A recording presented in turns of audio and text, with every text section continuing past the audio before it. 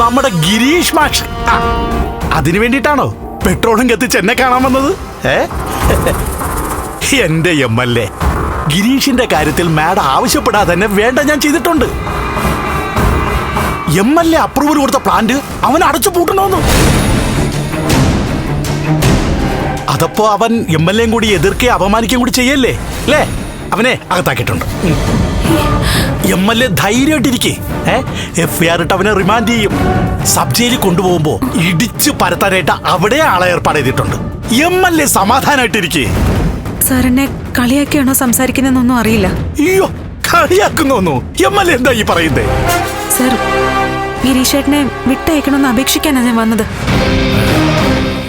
ഗിരീഷേട്ടനെതിരെയുള്ള പരാതി sir പിൻവലിക്കണം. ഗിരീഷിനെ വിട്ടയക്കണമെന്നോ? MLA സ്വഭാവത്തോടെ തന്നെയാണോ ഈ സംസാരിക്കുന്നത്? ഞാൻ അന്വേഷിച്ചു പറഞ്ഞത് ഗിരീഷേട്ടന്റെ ഭാഗത്തുനിന്നും സാറിനെ കയ്യേറ്റം ചെയ്യാനുള്ള ഒരു ശ്രമവും ഉണ്ടായിട്ടില്ലെന്നാ. സാറിന്റെ ഭീഷണി അവഹേളനവും സഹിക്കാൻ പറ്റാതെ ആ സംഘത്തിലുള്ള ഒരാളുമായി.